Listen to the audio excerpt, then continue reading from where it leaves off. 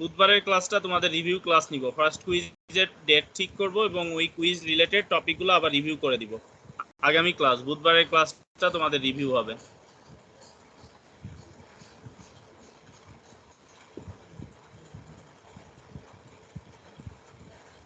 আমি screen share দিয়েছি, তোমরা কি ক্লিয়ার দেখতে পাচ্ছ ইজিটকে? জি স্যার।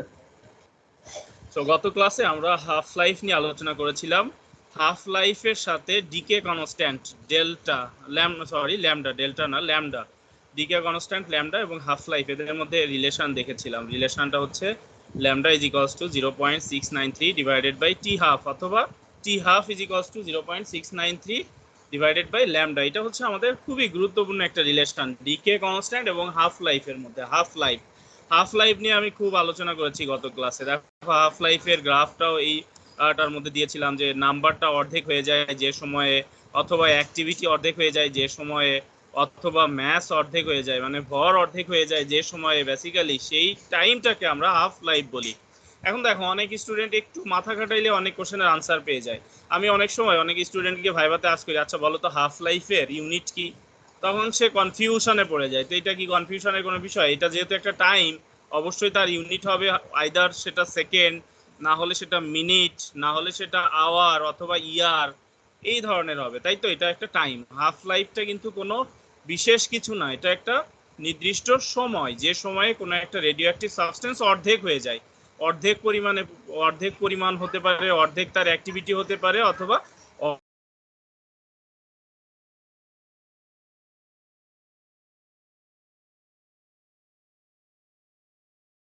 অর্ধেক তার হচ্ছে কি বলে না।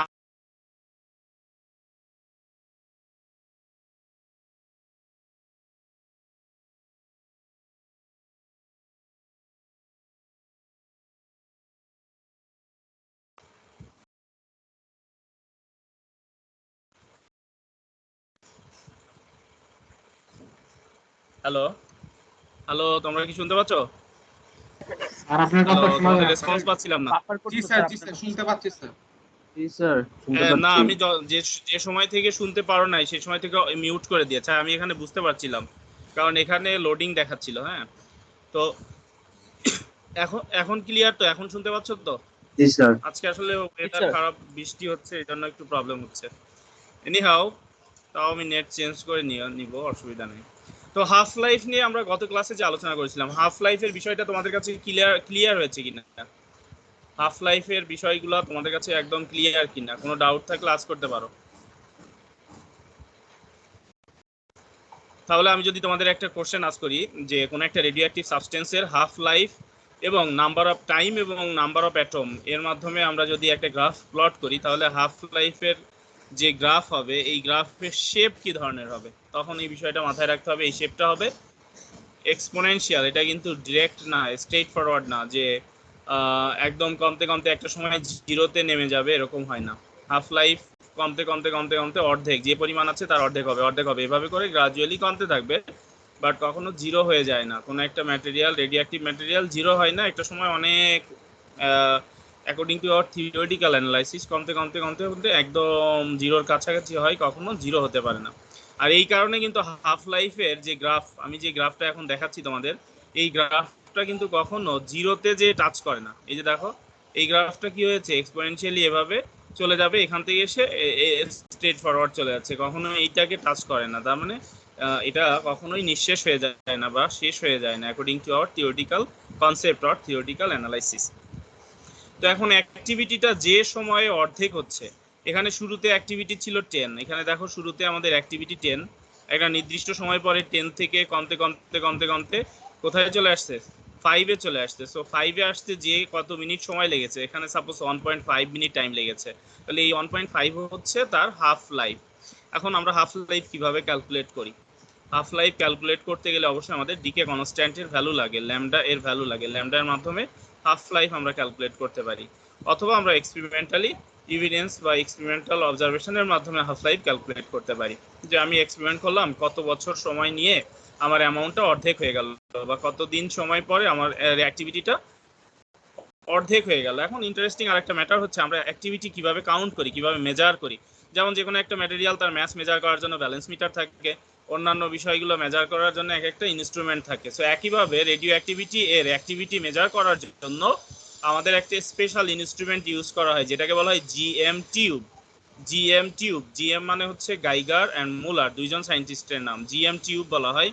গাইগার অ্যান্ড মুলার দুইজন সায়েন্টিস্ট, জার্মানি একজন সায়েন্টিস্ট আর একজন জার্মানি অথবা আমেরিকান এরকম গাইগার। তো এই দুইজন সায়েন্টিস্টের নাম অনুসারে একটা ইনস্ট্রুমেন্ট তৈরি করা হয়েছে যেটাকে বলা হয় জিএম টিউব, গাইগার মুলার টিউব। এটার মাধ্যমে আমরা অ্যাক্টিভিটি ডিটেক্ট করি যে কোনো একটা ওই সারাউন্ডিং এর মধ্যে বা ওর রেঞ্জের মধ্যে যদি কোনো একটা রেডিও অ্যাক্টিভ সাবস্টেন্স থাকে, ওই সাবস্টেন্স থেকে পার মিনিটে অথবা পার সেকেন্ডে কতগুলো রেডিয়েশন ইমিট হচ্ছে সেটা কাউন্ট করে, কাউন্টারের মাধ্যমে সেটা কাউন্ট করে, ডিজিটালি কাউন্ট করে, এবং সেখান থেকে আমরা অ্যাক্টিভিটি ফাইন্ড আউট করতে পারি বেকরেলে অথবা কুরিতে এই হিসাবগুলো। গত ক্লাসে আমি তোমাদের এটাও দেখিয়েছিলাম যে কুরি এবং বেকরেলের মধ্যে conversion 1 curie is equals to how many becquerel, এবং বেকরেল মিনস কি, বেকরেল বলতে তোমরা কি বুঝো এই বিষয়টা আমি অবশ্যই ভাইভাতে আস্ক করবো যে what do you mean by 1 becquerel. 1 becquerel means 1 decay per second. এক সেকেন্ডে যদি একটা ডিকে হয় তখন আমরা ওইটাকে 1 বেকরেল হিসাবে আইডেন্টিফাই করি বা 1 বেকরেল বলি। না আমরা প্রবলেম সলভ করার জন্য আমাদের যে ইকুয়েশনগুলো লাগবে, আমি এই ইকুয়েশনটা গত ক্লাসেও দেখিয়েছিলাম যে n is equals to n naught e to the power minus lambda T. এটা হচ্ছে আমাদের ইনিশিয়াল নাম্বার n নট, এবং টি সময় পরে তার রিমেইনিং অ্যামাউন্ট হচ্ছে n। তো n is equals to n naught e to the power minus lambda T. আরও একটা ইকুয়েশন হচ্ছে একইভাবে অ্যাক্টিভিটির মাধ্যমে আমরা দেখাইতে পারি। অ্যাক্টিভিটির মাধ্যমে যদি দেখাই, অ্যাক্টিভিটি হচ্ছে r এর মাধ্যমে লেখা হয়। তাহলে দেখো r is equals two r not r0 e to the power minus lambda into t minus lambda into t। তো দেখো r is equals to r naught e to the power minus lambda into t, এটা হচ্ছে আমাদের activity. আর এটা n is equals to n naught e to the power minus lambda t। এটা কিসের মাধ্যমে? এটা নাম্বারের মাধ্যমে। আর এই ইকুয়েশনটা কিসের মাধ্যমে? অ্যাক্টিভিটির মাধ্যমে। অ্যাক্টিভিটি মানে হচ্ছে রেডিয়েশন ইমিটস পার সেকেন্ড, প্রতি সেকেন্ডে কতগুলো রেডিয়েশন ইমিট হচ্ছে, আর এটা নাম্বার যে প্রতি সেকেন্ডে কতগুলো নাম্বার ডিকে হয়ে যাচ্ছে, নাম্বারের মাধ্যমে অথবা অ্যাক্টিভিটির মাধ্যমে, যেভাবেই হোক না কেন ইকুয়েশনটা একই থাকে এবং তাদের ফর্ম হচ্ছে এক্সপোনেনশিয়াল ফর্ম।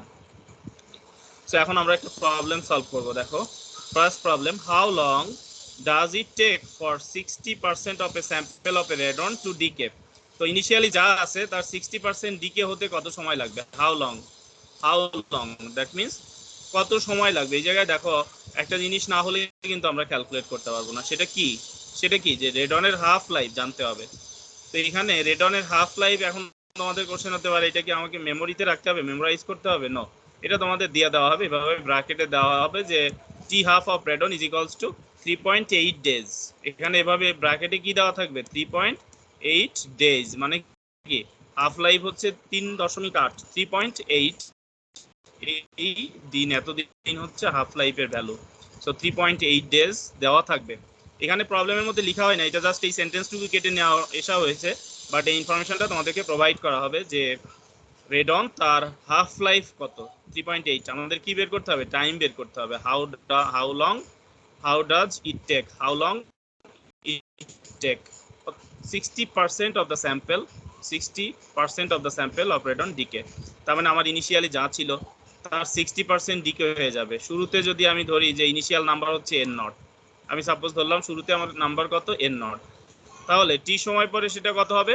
সেটা দেখো 160% ডিকে হয়ে যাবে। তার মানে কি 100 থেকে 60 বাদ চলে যাবে, থাকবে কত? 40%। 60% দেখো 60% ডিকে হয়ে যেতে সময়, এখানে কিন্তু একটু ছোট দেখতে, প্রবলেম ছোট হলেও এইভাবেই কিন্তু ট্রিক্স করা হয় প্রবলেমগুলোতে, ম্যাথগুলোতে, যেগুলো তোমাদের এমসিকিউ দেওয়া হয়। একটু বিশেষভাবে মনোযোগ দাও তাহলে ধরতে পারবা। এখানে অনেকে কি করবা যে 60% দেখে তুমি মনে করবা হ্যাঁ তাহলে তো আমার টি সময় পরে থাকবে হচ্ছে 60%। আসলে না, এই 60% কিন্তু ডিকে হয়ে যাচ্ছে, আর যতটা ডিকে হয়ে যাচ্ছে সেটা নাম্বারে থাকবে না, যতটা ডিকে হয়ে গেল সেটা নাম্বারে থাকবে না। তাহলে 60% ডিকে হয়ে গেলে কত পার্সেন্ট রিমেইনিং থাকবে, মানে আনডিকে অবস্থায় থাকবে। আমরা 100 থেকে যদি 60 মাইনাস করি ডেফিনেটলি ওই নাম্বারটা পেয়ে যাব।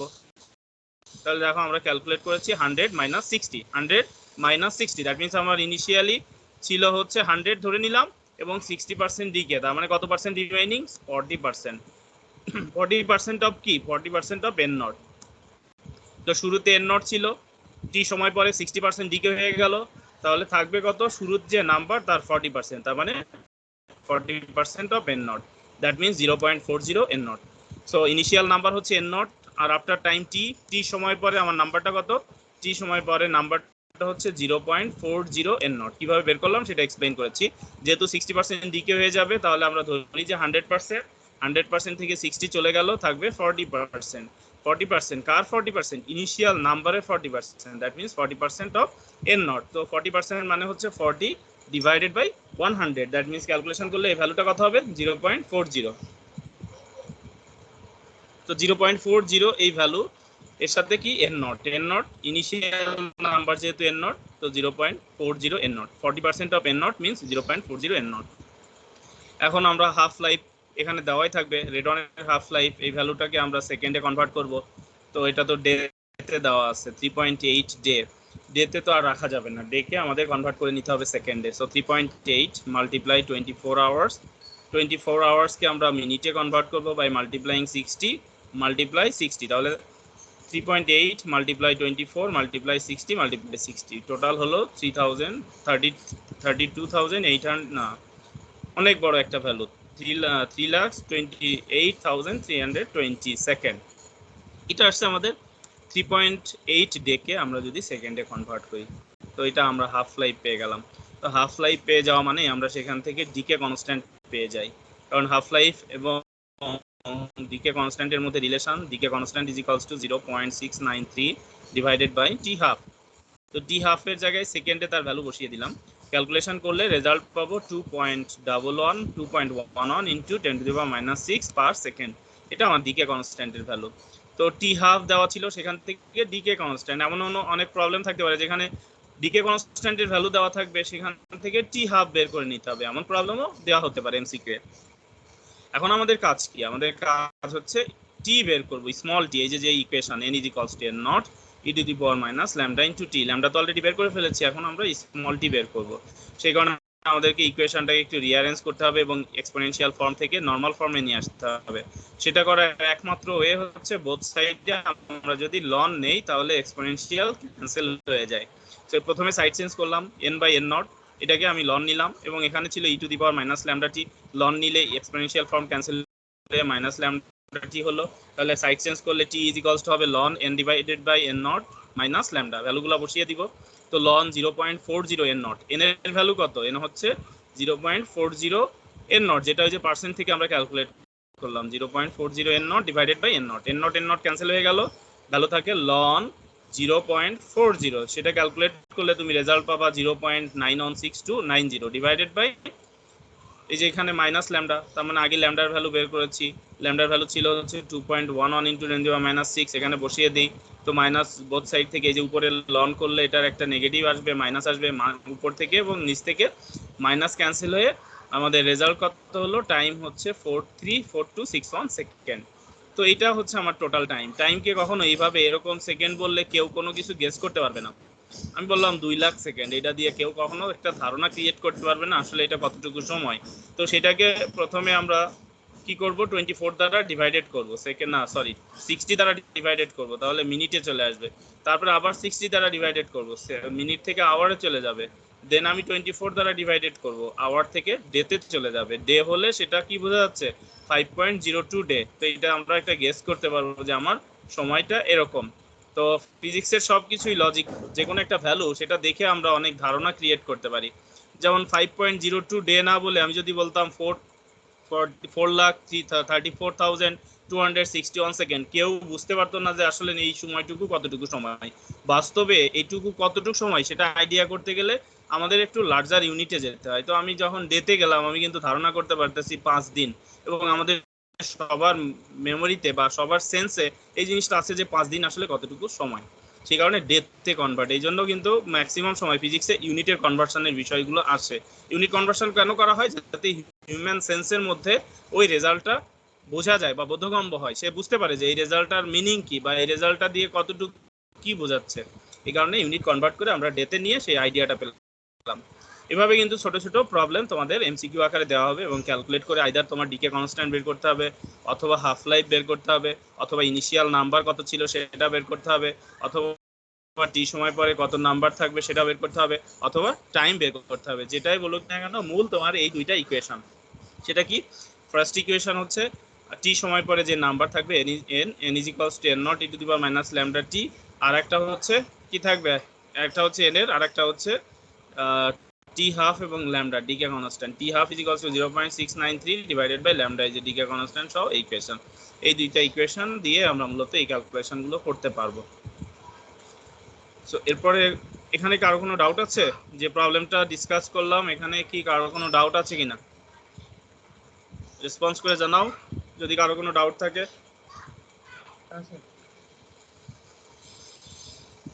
নো স্যার এই জায়গাতে বলো। যদি স্যার বলতো যে 60% রিমেইনিং, তাহলে তো স্যার আমরা মাইনাস করতাম না, তাহলে তো না 60% না, এক্স্যাক্টলি যদি বলতো যে আফটার টাইম কত সময় পরে 60% রিমেইনিং, 60% থাকবে, আনডিকে অবস্থায় থাকবে, তাহলে আমরা 60% নিতাম। কিন্তু এখানে কথাটা কি বলছে যে 60% of the sample of radon decay, 60% already decay হয়ে গিয়েছে, তাহলে থাকবে কত পার্সেন্ট? 40%। এই কারণে মাইনাস করে 40% নিয়ে ক্যালকুলেশন করেছে। আর যদি সরাসরি বলে দিত 60% রিমেইনিং, আমরা সরাসরি 0.60 এর নট নিয়ে ক্যালকুলেশন করতাম। ক্লিয়ার? বুঝতে পেরেছো? জি স্যার। ওকে, দেন আমরা নেক্সট প্রবলেমটাতে চলে যাই। দেখো এখানে find the activity of 1 milligram of radon. একই রেডন আগে যেটা ছিল ওই একই রেডন, তার মানে হাফ লাইফ ওই একই থাকবে 3.8 days, whose atomic number is 222 U. এখানে একটা গুরুত্বপূর্ণ বিষয় আসছে, ইউ কি? ইউ হচ্ছে অ্যাটমিক ম্যাস ইউনিট।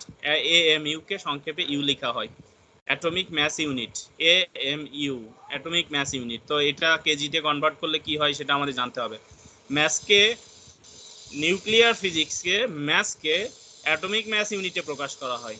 গুরুত্বপূর্ণ একটা বিষয়। আমরা যত অ্যাডভান্স লেভেলের নিউক্লিয়ার ফিজিক্সে যাব তত ম্যাসগুলোকে হচ্ছে অ্যাটমিক ম্যাসের ইউনিটে কনভার্ট করে প্রকাশ করা হয়। তো সেটার কনভার্সন আমাদের অবশ্যই জানতে হবে যে 1 AMU is equals to how many kg. তো অথবা এভাবে বলতে পারি যে 1 U is equals to how many kg. তো এই হচ্ছে ইউনিট কনভার্সন। কেজি ম্যাস পরিমাপ করার এসআই ইউনিট, আর অ্যাটমিক ম্যাস এর মাধ্যমে আমরা ম্যাসকে প্রকাশ করি নিউক্লিয়ার ফিজিক্সে। এই কারণে এই দুইটার কনভার্সন আমাদের শিখতে হবে। সো ভ্যালুটা জানতে হবে যে 1 atomic mass unit is equals to প্রোটনের ম্যাস। কার ম্যাসের সমান? প্রোটনের ম্যাসের সমান। তোমার যদি প্রোটনের ম্যাসের কথা মাথায় থাকে তাহলে ভ্যালুটা মনে থাকবে। এবং প্রোটনের ম্যাস হচ্ছে 1.67 ইন্টু 10⁻⁻27 কেজি। দ্যাট মিনস তোমাকে এইভাবেই মাথায় রাখতে হবে যে 1 atomic mass unit is equals to 1.67 into 10⁻⁻27 kg. এই ভ্যালুটা মাথায় রাখতে হবে। এটা কিন্তু তোমার কোথাও দেওয়া থাকবে না, শুধু বলবে যে ম্যাস হচ্ছে এত ইউ। ওই যে দেখো উপরে ম্যাস বলা হয়েছে 222 ইউ। ইউ দিয়ে কি বোঝাচ্ছে, কত কেজি কে বোঝাচ্ছে আমরা কিছুই জানি না। আবার এই পাশে দেওয়া আছে মিলিগ্রামে, স্যাম্পল দেওয়া আছে কিসে? মিলিগ্রামে, 1 মিলিগ্রাম। আবার ওখানে ম্যাস দেওয়া আছে অ্যাটমিক ম্যাস ইউনিটে। সো দুইটাকে কনভার্সন করে নিতে হবে। তো এখন আমরা যেটা করব যে নাম্বার বের করে নিব। প্রথমে ফার্স্টে যে কাজটা করব, কি বের করব যে 1 মিলিগ্রামে কতগুলা রেডন আছে সেটা আমাকে বের করতে হবে। কিভাবে বের করা যায় সেটা? স্যাম্পলের ম্যাস ডিভাইডেড বাই তার অ্যাটমিক ম্যাস, স্যাম্পলের mass divided by atomic mass. এটা যদি আমরা করি তাহলে আমি নাম্বার পেয়ে যাব। কিভাবে? যে দেখো এখানে এই 222 হচ্ছে একটা অ্যাটমের ম্যাস। 220 ইউ কি? 222 ইউ এটা অ্যাটমিক ম্যাস। দেখো ভালো করে সেন্স অনুসারে বোঝো, অ্যাটমিক ম্যাস কি? অনেকে আসলে মিলায়ে পড়ে না বলেই অনেক জিনিস কনফিউজড হয়ে যায়। অনেকে মনে করে যে অ্যাটমিক ম্যাস একটা বোধহয় নতুন বিষয়, বা অ্যাটমিক ম্যাস মনে হয় কোনো একটা বিষয়। আসলে না, অ্যাটমের ম্যাস। অ্যাটমিক ম্যাস কি? অ্যাটমের ম্যাস। কয়টা অ্যাটম হবে? স্বাভাবিক ইউনিটে তো একটা অ্যাটম হয়, তাই না? তো অ্যাটমিক ম্যাস হচ্ছে একটা অ্যাটমের ম্যাস। তো একটা অ্যাটমের ম্যাস কত? রেডিয়ামের জন্য, রেডনের জন্য হচ্ছে 222। আর আমাকে স্যাম্পল দিয়েছে 1 মিলিগ্রাম স্যাম্পল। তাহলে 1 মিলিগ্রামে কতগুলা রেডন আছে আমি বের করতে পারবো, যেহেতু একটার ম্যাস দেওয়া আছে। তাহলে সেটা কি হবে যে আমার টোটাল স্যাম্পলের ম্যাস 1 মিলিগ্রাম ডিভাইডেড বাই একটা রেডন, তার ম্যাস হচ্ছে 222 ইউ। এই ডিভাইডেড করলে আমি নাম্বার পেয়ে যাব। আমি নাম্বারটা পেয়ে যাব কি, যে কতগুলা স্যাম্পল আছে, কতগুলা অ্যাটম আছে। যেমন মনে করো একটা ঝুড়িতে তোমার 7টা আম আছে। হ্যাঁ, এখানে 3 2 5 আর 2 7টা আম যদি থাকে, আর তোমাকে বলে যদি এখানে আমের কেজি হচ্ছে 10 কেজি, তাহলে বলো কতগুলো আম আছে, আমের কেজি কত হলো, এখানে যতটুকু আম আছে মোট কত 10 কেজি, তাহলে তোমাকে বলা হলো যে কতগুলো মানে আমের সংখ্যা কত, আমের সংখ্যা বের করতে হবে। আর একটা আম হচ্ছে 10, একটা আম হচ্ছে 1 কেজি করে, তো তুমি তখন কিন্তু ইজিলি বলতে পারবে যে 7 কেজি। প্রতিটা আম যদি ইউনিক হয় এবং তার প্রতিটা আমের ম্যাস যদি হয় 1 কেজি করে, আর যদি তোমাকে বলে যে টোটাল ম্যাস হচ্ছে 10 কেজি, তাহলে তুমি চোখ বন্ধ করে বলে দিতে পারো যে 10টা আম আছে। তো এখানেও বিষয়টা তাই, যে আমাকে স্যাম্পেলের ম্যাস বলে দিয়েছে 1.0 মিলিগ্রাম, আর একটা স্যাম্পেলের বা একটা অ্যাটমের ম্যাস বলে দিয়েছে 222 ইউ। তো এখান থেকে আমি চোখ বন্ধ করে কিন্তু অ্যাটমের সংখ্যা বের করে ফেলতে পারি যে টোটাল কত ম্যাস 1.0 মিলিগ্রাম, আর একটা অ্যাটমের ম্যাস কত 222 ইউ। এখন ইউনিট কনভার্সনের মাধ্যমে সেটা ক্যালকুলেট করলে আমার নাম্বারটা পেয়ে যাব যে ওই 1 মিলিগ্রাম স্যাম্পেলে কতগুলো রেডন আছে, কতগুলো অ্যাটম আছে রেডনের কতগুলো অ্যাটম আছে। তো সেই জন্য আমরা ডিভাইডেড করতেছি 1 মিলিগ্রাম ডিভাইডেড বাই 222 ইউ। এখানে মিলিগ্রামকে গ্রামে মানে হচ্ছে প্রথমে গ্রামে কনভার্ট করব, তো 1 × 10⁻³ হবে, তারপরে আবার কেজিতে কনভার্ট করব, তাহলে ফাইনালি কি হবে 10⁻⁶ কেজি হয়ে যাবে। প্রথমে কি করব, মিলিগ্রামকে গ্রামে কনভার্ট করলাম কিভাবে, 1000 দ্বারা ডিভাইডেড করে, তাহলে হবে 1 × 10⁻³ গ্রাম। আবার গ্রামকে কেজিতে কনভার্ট করব কিভাবে, আবার 1000 দ্বারা ডিভাইডেড করে, তাহলে হবে 1 × 10⁻³ মাল্টিপ্লাই 10⁻³ দ্যাট means 1 × 10⁻⁶। so 1 মিলিগ্রামে কত কেজি, 1 মিলিগ্রাম হচ্ছে 1.00 × 10⁻⁶ কেজি ডিভাইডেড বাই 222 ইউ। এই যে দেখো এখানে ইউ যদি তুমি না জানো তাহলে কিভাবে তুমি ক্যালকুলেট করবে, অবশ্যই জানতে হবে যে 1 ইউ এ এই ইউ এ কত কেজি হয়। আগেই শিখিয়েছি 1 অ্যাটমিক ম্যাস ইউনিট হচ্ছে 1.67 × 10⁻27 কেজি, তো সেটা এখানে বসিয়ে দিবা 1.67 × 10⁻27, এটা বসিয়ে দিলাম, বসিয়ে দিয়ে আমরা নাম্বারটা পেয়ে গেলাম 2.69 × 10⁻18, এটা আমরা পেয়ে গেলাম। দেন আমরা ডিকে কনস্ট্যান্ট বের করব, হাফ লাইফ যেহেতু আমরা জানি যে রেডনে হচ্ছে 3.8 ডে, এর আগেও ক্যালকুলেশন করলাম আগের প্রবলেমে, সেই একই জিনিস আমরা ক্যালকুলেট করব। এখানে দেখো ল্যামডার মাধ্যমে এটা ক্যালকুলেট করলাম। গুরুত্বপূর্ণ আরেকটা বিষয়, এখানে আমাদের ল্যামডা বের করেছি, এন বের করেছি, ল্যামডা বের করেছি, এন বের করেছি, আমাদেরকে কি বের করতে বলেছে সেটা হচ্ছে আমাদের জানার গুরুত্বপূর্ণ বিষয়। প্রবলেমে কি বের করতে বলেছে, প্রবলেমে কি বের করতে বলেছে, ফাইন্ড দ্য অ্যাক্টিভিটি, কি বের করতে বলেছে, ফাইন্ড দ্য, দেখো খুবই ইন্টারেস্টিং এই বিষয়টা, এই প্রবলেমটা, এই যে দুইটা প্রবলেম সেট করেছি এই দুইটাই সবচেয়ে কনফিউজিং, সহজে বোঝা যায় না যে কি করব, কোন ইকুয়েশনের মাধ্যমে করব। যেমন এখানে স্টুডেন্টরা যেটা ভুল করে 60% নিয়ে ক্যালকুলেশন করে ভুল করে, রেজাল্ট ঠিক মতো চুজ করতে পারে না। তো সেটাকে ডিটেলস আমি এক্সপ্লেইন করলাম কেন এটা 60% হবে না, কেন 40% হবে, যাতে করে তোমরা ভুল না করো। আবার এখানে যখন এই প্রবলেমটা দেওয়া হয় আর অ্যাক্টিভিটি বের করতে বলা হয়, তখন শুধু কি করে ওই অ্যাক্টিভিটির ইকুয়েশন চিন্তা করে যে r = r0 e⁻⁻λ * t, ওই ইকুয়েশন নিয়ে ক্যালকুলেশন করা শুরু করে।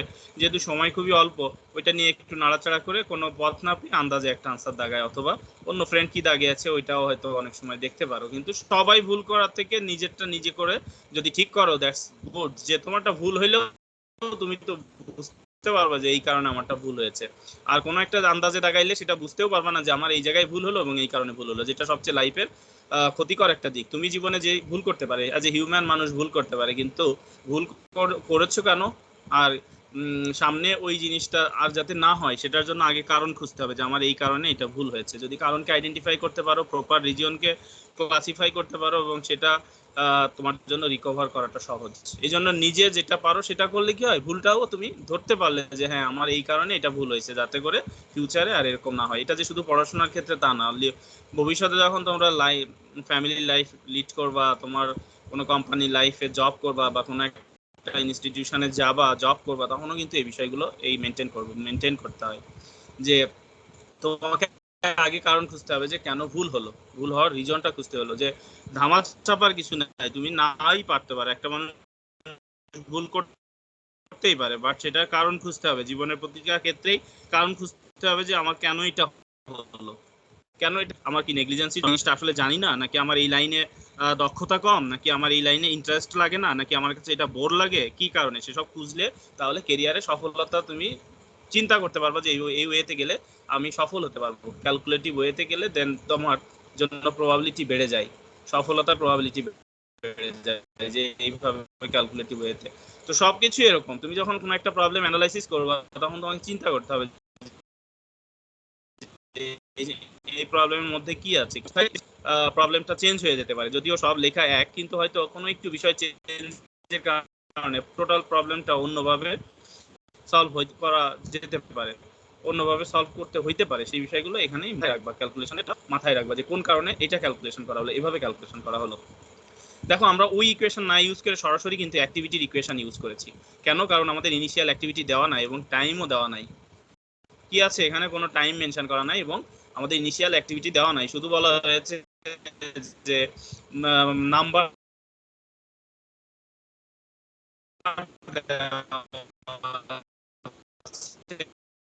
এতগুলা নাম্বার, এই নাম্বার না হওয়ার পর এতগুলা ছিল। অবশ্যই যখন বলছে find the activity of 1 milligram of radon, এটা কিন্তু একটা র্যান্ডম ভ্যালু, এটা কিন্তু র্যান্ডম ভ্যালু, এটার কিন্তু মানে এটার কিন্তু সিকোয়েন্স আছে। তুমি একটা ক্যালকুলেশন করো তো, যদি কোথাও 1 মিলিগ্রাম রেডন থাকে তার অ্যাক্টিভিটি কত হবে?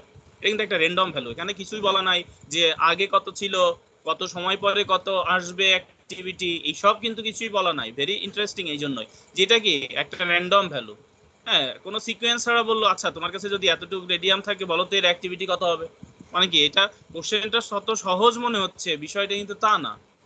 হ্যাঁ, তোমাকে এরকম কোশ্চেন করার মতো, আচ্ছা বলো তো এই ঘরের মাপটা কত হবে, চোখের দেখাই বলে দিতে হবে ওরকম অনেকটা, বা মনে করো একটা জিনিসকে দেখে গেস করার মতো, এরকম কোশ্চেনটা কিন্তু এরকম। তোমাকে একটা স্যাম্পল দিয়ে বলো তো এত মিলিগ্রামের অ্যাক্টিভিটি কত হবে, এখানে কিন্তু কোনো কত সময়ে কতটুকু শুরুতে ছিল কতটুকু, এগুলা কিন্তু কোনো কিছুই নাই। তো তখন তোমাকে অ্যাক্টিভিটিটাও র্যান্ডম ইকুয়েশনের মাধ্যমে নিতে হবে। তো কিভাবে সেটা নিব? সেই ইকুয়েশনটা হচ্ছে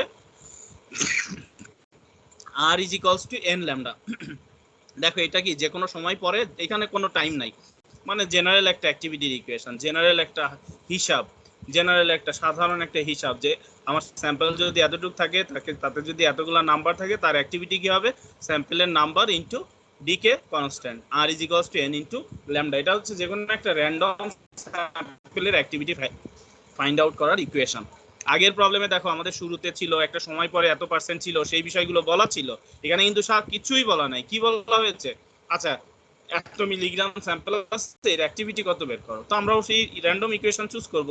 আমরা তো আর আগে কত ছিল, কত সময় পরে কত কি, এগুলোর দরকার নাই। আমরা সরাসরি আমাদের র্যান্ডম ইকুয়েশন চুজ করে অ্যাক্টিভিটি। তো তার জন্য কি লাগবে? আমাকে ওই অত মিলিগ্রামে কতগুলো অ্যাটম আছে সেটা বের করে নিতে হবে। আমি নিলাম সেটা বের করে, আর ডিকে কনস্ট্যান্ট সেটা হাফ লাইফের মাধ্যমে বের করে নিলাম এবং ক্যালকুলেশন করে আমরা এই দেখো আমাদের মেইন ইকুয়েশনটা কি r is equals to n into lambda। তো এটা এই ইকুয়েশন আমরা কখন চুজ করব? যখন যে কোনো একটা স্যাম্পলের জাস্ট বললো অ্যাক্টিভিটি কত, কোনো ইনফরমেশন ছাড়া, টাইম ইনিশিয়াল এবং টি সময় পরে কত, এইসব ছাড়া যখন র্যান্ডমলি আমাকে বলবে যে এই স্যাম্পলের এতটুকু আছে, এর অ্যাক্টিভিটি কত আছে, তখন আমরা এই ইকুয়েশনটা চুজ করব।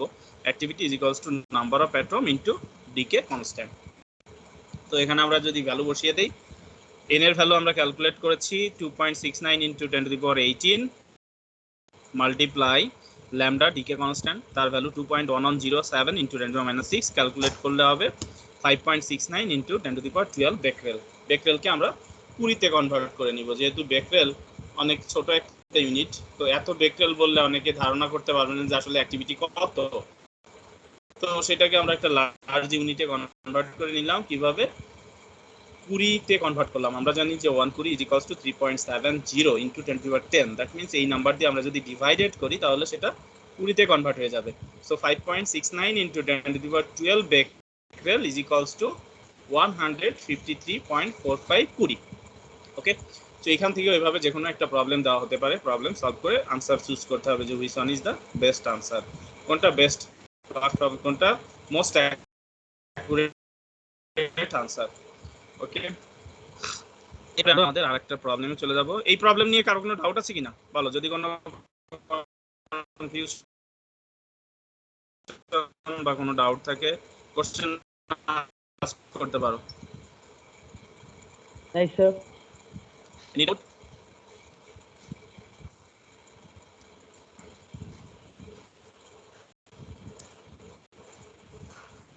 আমি কিন্তু সবগুলা বিষয় এক্সপ্লেইন করলাম, কেন আমরা ইকুয়েশন চুজ করব, কখন আমরা ইকুয়েশন চুজ করব, আবার কখন r is equals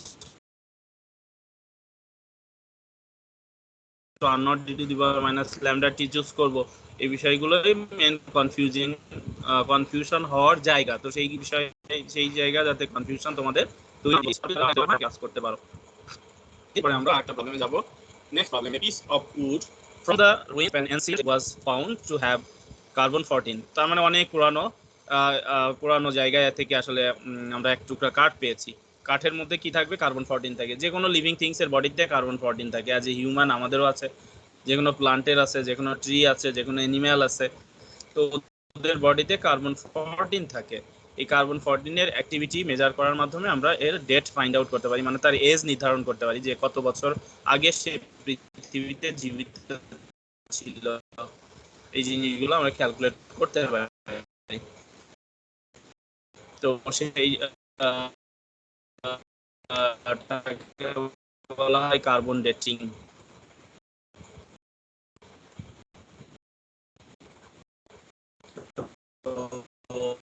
এই ধরনের একটা পুরানো কাঠের টুকরা পাওয়া গেল যার মধ্যে কার্বন 14 আছে এবং এর অ্যাক্টিভিটি হচ্ছে কত?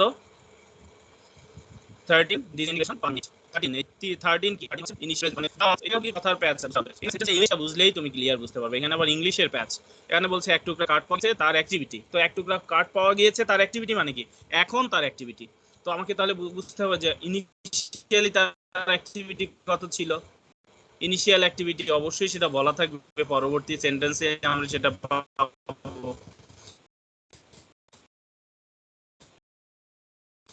তো শুরুর যেটা সেটা কি? প্রেজেন্ট অ্যাক্টিভিটি, তার মানে টাইম পরে, টি সময় পরে যতটুকু, এটা হচ্ছে 13। তারপরে সেন্টেন্সে কি বলেছে দেখো, the 14 carbon 14 activity of living 16 disintegration per minute. Normally কার্বনের অ্যাক্টিভিটি কত হয়? লিভিং, মানে যে উডটা এখনো মরে নাই, জীবিত অবস্থায় আছে, তার কত? তার হচ্ছে 16। তাহলে দেখো মরার সাথে সাথে ইনিশিয়াল এই কার্বনের অ্যাক্টিভিটি ছিল 16, এই জন্য আমরা লিখেছি আর নট হচ্ছে 16। এটা কি? তার ইনিশিয়াল অ্যাক্টিভিটি, শুরুতে অ্যাক্টিভিটি, যে একদম যখন জীবিত অবস্থায় ছিল, মরে নাই এখনো, সেই সময় তার অ্যাক্টিভিটি হচ্ছে 16 ডিকে পার মিনিট। টি সময় পরে, একটা নির্দিষ্ট সময় পরে তার অ্যাক্টিভিটি কত হলো? 13। আমরা অনেক আমাদের ওটা পেয়ে অ্যাক্টিভিটি কি দিয়ে জিএম টু ডিক্লেয়ার করলাম যে প্রতি মিনিটে কত লাগে হচ্ছে, কত আমার কাউন্ট করছে। এখানে আবার অনেক ওল্ড মেশিনটা ছিল, ওটা আমরা এক্সপ্লেন করেছিলাম। ওটা কট কট কট কট এরকম শব্দ হয়, একটা করে ডিটেকশন করে, একটা খট খট খট এরকম ধরনের একটা সাউন্ড হয়। তো এখন ওরকম নাই, এখন ডিজিটাল হয়ে গিয়েছে লেটেস্ট যেগুলো, ওটা সাউন্ড হয় না। তো এই যে এখানে দেখো আমাদের ইনিশিয়াল যে অ্যাক্টিভিটি সেটা হচ্ছে লিভিং উড, যেটা সে তার অ্যাক্টিভিটি সময় পরে ওই যে আমরা অ্যানশিয়েন্ট পিস অফ উড পেয়েছি, সেই উডের অ্যাক্টিভিটি হচ্ছে 13 ডিকে পার মিনিট। এখন আমাদেরকে কি বের করতে হবে? এই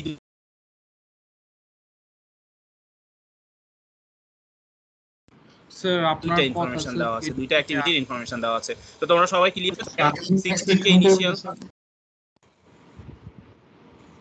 আচ্ছা আচ্ছা, একটু আমি নেট আবার চেঞ্জ করে নিচ্ছি, দাঁড়াও।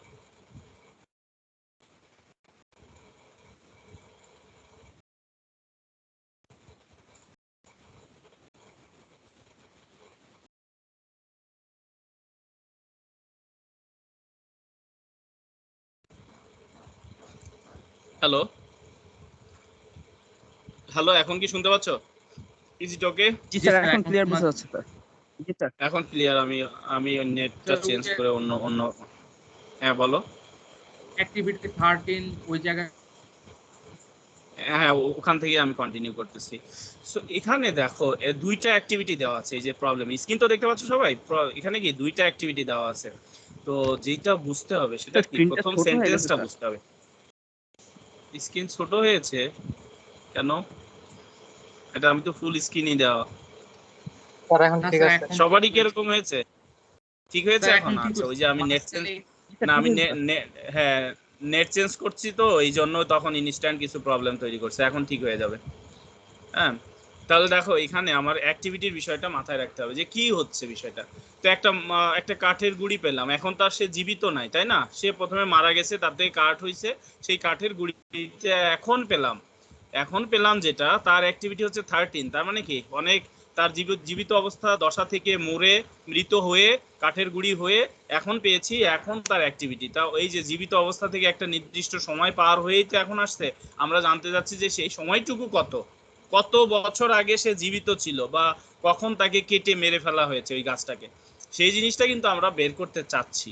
তো আমি এখন পেয়েছি তার অ্যাক্টিভিটি হচ্ছে 13, তার মানে কি এটা হচ্ছে প্রেজেন্ট অ্যাক্টিভিটি, তার মানে টি সময় পরে বা ওই যত বছর আমরা বের করতে যাচ্ছি অত বছর পরে তার অ্যাক্টিভিটি হচ্ছে 13, এটা হচ্ছে টি সময় পরে তার অ্যাক্টিভিটি। সো আর এর ভ্যালু এই কারণে 13 নিয়েছি। ক্লিয়ার?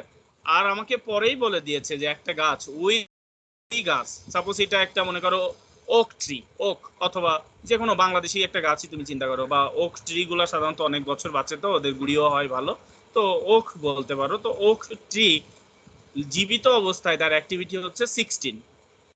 দেখো তাহলে ওইটা কি তার ইনিশিয়াল অ্যাক্টিভিটি, শুরুতে তার অ্যাক্টিভিটি, জীবন দশায় তার অ্যাক্টিভিটির কোনো জীবন দশায় তার অ্যাক্টিভিটির কিন্তু কোনো পরিবর্তন হয় না, 16 ওই 16ই থাকে।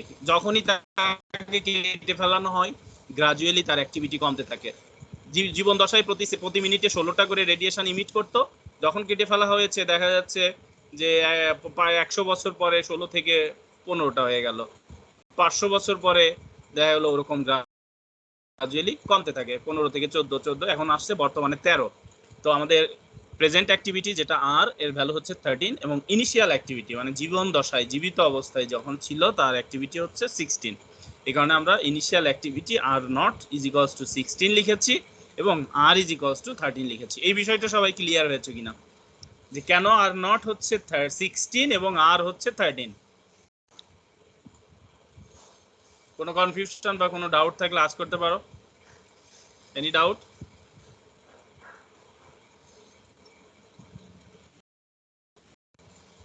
এই ইকুয়েশনটা বুঝতে হবে তোমাদের আগে। আমি যে এই কথাগুলো বললাম তার আগে তো তোমাদের অনেকে আবার এই ইকুয়েশনটাও যদি না বোঝো তাহলে তো বিপদ। R is equals to R naught e to the power minus lambda into T. এটা হচ্ছে দুইটা অ্যাক্টিভিটির মধ্যে রিলেশন। এটা কি প্রেজেন্ট অ্যাক্টিভিটি, বর্তমানে অ্যাক্টিভিটি কত, আর এটা কি শুরুতে একদম ইনিশিয়াল প্রথমে প্রাথমিক ইনিশিয়ালি তার অ্যাক্টিভিটি। আর কি আর হচ্ছে প্রেজেন্ট অ্যাক্টিভিটি। আর আর নট কি আর নট হচ্ছে ইনিশিয়ালি ওই 100 বছর 500 বছর যাই হোক বা 1000 বছর যাই হোক তত আগে তার অ্যাক্টিভিটি কত ছিল। এখন কি ক্লিয়ার হয়েছে বিষয়টা যে এই যে গাছটা পাওয়া গেছে, গাছের গুড়ি পাওয়া গিয়েছে, কাঠের টুকরা পাওয়া গিয়েছে, সেই গাছটা জীবন দশায় তার অ্যাক্টিভিটি ছিল 16 ডিকে পার মিনিট, 1 মিনিটে 16। বাট বর্তমানে এখন প্রেজেন্ট তার অ্যাক্টিভিটি হচ্ছে 13 ডিকে পার মিনিট। কারণে আর নট এর ভ্যালু হচ্ছে 16 মানে initial activity 16 but present activity 13। এখন আমাদেরকে বের করতে হবে টাইম কত। তো অবশ্যই টি হাফ লাগবে, এখানেও টি হাফ দেওয়া হয় নাই। তো এখানে কে, এখানে হচ্ছে কার্বন 14, কার্বন 14 এর টি হাফ কিন্তু মুখস্থ রাখতে হবে। এটা হলো ইলেকট্রনের মতো একটা জিনিস, রেডিও অ্যাক্টিভিটিতে কার্বন 14টাও অনেকটা ইলেকট্রনের মতো, এটা জানতে হয় যেহেতু এটা ডেট নির্ধারণ করার জন্য খুবই গুরুত্বপূর্ণ। এই জন্য এর হাফ লাইফটা মেমোরিতে সেট করে রাখবো সবাই, আমারও মেমোরিতে আছে, তোমাদেরও এরকম মেমোরিতে রাখতে হবে। এটা হচ্ছে 5760 ইয়ার্স। কার্বন 14 এর হাফ লাইফ কত, 5760, 5760 ইয়ার্স। তো ইয়ারে তো রাখলে হবে না, ইয়ারকে কি করতে হবে, সেকেন্ডে কনভার্ট করে নিতে হবে। তো ইয়ারকে আমরা ফার্স্টে 365 দ্বারা মাল্টিপ্লাই করলাম, এটা সেকেন্ডে কনভার্ট হলো। দেন আবার আমরা 24 দ্বারা মাল্টিপ্লাই করলাম, এটা ডে থেকে আওয়ার হলো। প্রথমে আমরা ইয়ারকে ডেতে কনভার্ট করলাম, দেন 24 দ্বারা মাল্টিপ্লাই করে আওয়ারে কনভার্ট করলাম, দেন 60 দ্বারা মাল্টিপ্লাই করে সেটাকে মিনিটে কনভার্ট করলাম, দেন 60 দ্বারা মাল্টিপ্লাই করে সেটাকে সেকেন্ডে কনভার্ট করলাম, এবং সেকেন্ডে হলো 1.81 ইন্টু 10⁻11 সেকেন্ড। নাও হাফ লাইফ মানে হচ্ছে ডিকে কনস্ট্যান্ট বের করি হাফ লাইফ দিয়ে, তো সেই ভ্যালুটা 0.693 divided by T half calculation করলে আমাদের রেজাল্ট আসবে 3.82 ইন্টু 10⁻12 সেকেন্ড। এখন আমরা হচ্ছে টাইম মেজার করব কিভাবে, এই যে গতটা ইকুয়েশন যেভাবে ক্যালকুলেট করলাম একইভাবে আর বাই আর নট এটা নিব, নিয়ে বোথ সাইডে লন নিলে আমাদের এক্সপোনেনশিয়াল ক্যান্সেল হয়ে যাবে এবং টি ক্যালকুলেট করব। তো লন 13 ডিভাইডেড বাই এটা হচ্ছে 16, 13 ডিভাইডেড বাই 16, এটা লেখা অনেকে বুঝতে পারবে না, এটা হচ্ছে 16, এটা 16, 13 ডিভাইডেড বাই 16। তো আমি ঠিক করে দিলাম, এই যে 13 ডিভাইডেড বাই 16 ক্যালকুলেশন করলে এটা প্রথমে কিসে আসবে, প্রথমে আসবে সেকেন্ডে, সেকেন্ডকে 300 প্রথমে করবা 60 দ্বারা ডিভাইডেড, তাহলে মিনিটে চলে যাবে, আবার 60 দ্বারা ডিভাইডেড করবা মিনিট থেকে আওয়ারে চলে যাবে, আবার 24 দ্বারা ডিভাইডেড করবা আওয়ার থেকে ডেতে চলে যাবে, দেন 365 দ্বারা ডিভাইডেড করবা ডে থেকে ইয়ারে চলে যাবে, এবং ইয়ার আসবে 1725 ইয়ার্স। এত বছর আগে এই গাছের গুড়িটা পাওয়া গেছে, বা গাছের গুড়ি হিসাবে, গাছ থেকে গাছকে মেরে গুড়ি হিসাবে তৈরি করা হয়েছে। তো সেই দেখো কত বছর, 1725, 1725 ইয়ার্স। এভাবে আমরা ডেট মেজার করি, এটাকে বলা হয় carbon dating. Carbon 14 dating. Dating বলতে কি বোঝাচ্ছে? ডেট মেজার করা, ডেট নির্ধারণ করা, বয়স নির্ধারণ করা, কত বছর বয়সে সে মারা গিয়েছে বা তার কত বছর আগে তার অস্তিত্ব ছিল। যেমন একটা ডাইনোসরের হাড় পেলে আমরা কিন্তু তাকে এক্সপ্লেইন করে দিতে পারি এই এত বছর আগে এইটা পৃথিবীর বুকে বসবাস করতো, ওইটা কার্বন ডেটিং এর মাধ্যমে। সেম এই ইকুয়েশনগুলো ইউজ করে ক্যালকুলেশন করা হয়। তো এইগুলো হচ্ছে আমাদের ডেট মেজার করার জন্য, বা কোনো ওল্ড পুরানো কোনো জিনিস পেলে সেটা কত বছর আগে ছিল সেই বিষয়গুলো মেজার করার জন্য এই ধরনের ক্যালকুলেশন ইউজ হয়। এবং এই টেকনিককে বলা হয় কার্বন 14 ডেটিং, মানে ডেট নির্ধারণ করার প্রসিডিউর বা প্রসেস। এই গেল আজকের আমাদের একটা পার্টের পড়াশোনা। সেকেন্ড পার্টে আমরা চলে যাব নিউক্লিয়ার রিঅ্যাকশন নিয়ে। নিউক্লিয়ার রিঅ্যাকশন, তো নিউক্লিয়ার রিঅ্যাকশন বেসিক্যালি কি হয়? নিউক্লিয়ার রিঅ্যাকশন মানে একটা নিউক্লিয়াসের সাথে আরো একটা নিউক্লিয়াসের রিঅ্যাকশন যখন হয়। কেমিক্যাল রিঅ্যাকশন বলতে কি, একটা কেমিক্যাল সাবস্টেন্সের সাথে আর একটা কেমিক্যাল সাবস্টেন্সের কন্ট্যাক্টে যখন আসবে তখন তারা রিঅ্যাক্ট করে নতুন আর একটা কম্পাউন্ড ফর্ম করে। তো নিউক্লিয়ার রিঅ্যাকশনের বিষয়টাও অনেকটা এরকম, যখন একটা নিউক্লিয়াসের সাথে আর একটা নিউক্লিয়াস কন্ট্যাক্টে আসে তখন ওদের থেকে নতুন ধরনের নিউক্লিয়াস তৈরি হয়। তো কি কি ওয়ে আছে, কয় ধরনের রিঅ্যাকশন আছে, সেই বিষয়গুলো আমরা আলোচনা করব এখানে। সরি, সো নিউক্লিয়ার রিঅ্যাকশনটা বেসিক্যালি দুই ধরনের, তোমরা জানো। একটা হচ্ছে নিউক্লিয়ার ফিশন রিঅ্যাকশন, আর একটা হচ্ছে নিউক্লিয়ার ফিউশন রিঅ্যাকশন। ফিশন এবং ফিউশন। সো ফিশন রিঅ্যাকশনটা কি হয়? এই দুইটা রিঅ্যাকশনই কিন্তু বাইরে থেকে করানো হয়। ফিশন রিঅ্যাকশন, ফিশন মানে হচ্ছে, এটা একটা ওয়ার্ড, যে ওয়ার্ডের মিনিং হচ্ছে যে বড় একটা পার্ট ভেঙে টুকরো টুকরো হয়ে যাওয়া। ফিশন হয়ে যাওয়া মানে ছোট ছোট টুকরে পরিবর্তন হয়ে যাওয়া। এই ছোট ছোট টুকরো পরিবর্তন হয়ে যাওয়া মিনিংটাই হচ্ছে ফিশন। তো ফিশন শব্দটা আসলেই আমরা বুঝতে পারবো যে কোনো একটা বড় টুকরাকে আঘাত করে ভেঙে ছোট ছোট টুকরায় পরিণত করা, এই প্রসেস বা এই রিঅ্যাকশনটাই মূলত নিউক্লিয়ার ফিশন রিঅ্যাকশন। এবং নিউক্লিয়ার ফিশন রিঅ্যাকশনটা কিভাবে করা হয়? এটা করা হয় বড় একটা নিউক্লিয়াসকে একটা নিউট্রনের মাধ্যমে টার্গেট করা হয়। যেমন একটা কাচের টুকরা থাকলে দূর থেকে যদি তুমি ইয়ার গান দিয়ে ফায়ার করো অথবা রাইফেল দিয়ে ফায়ার করো, কাচের টুকরাটা ভেঙে টুকরো টুকরো হয়ে যাবে। তো এটাও অনেকটা এরকম, আমার একটা নিউক্লিয়াস যদি থাকে, রেডিও অ্যাক্টিভ নিউক্লিয়াস, বড় টাইপের রেডিও অ্যাক্টিভ নিউক্লিয়াস, সেখানে আমরা ছোট একটা কণাকে খুব স্পিডে, আলোর বেগের কাছাকাছি বেগে যদি ছুঁড়ে মারি, তাহলে ওই কণার এনার্জির কারণে বড় নিউক্লিয়াসটা ভেঙে টুকরো হয়ে যাবে। এটাকেই মূলত বলা হয় nuclear fission reaction. So nuclear fission reaction মূলত আমাদের কেন পড়তে হচ্ছে? এটা হোক, ভেঙে যাক, তো আমাদের লাভ কি, আমাদের কি কাজে লাগবে?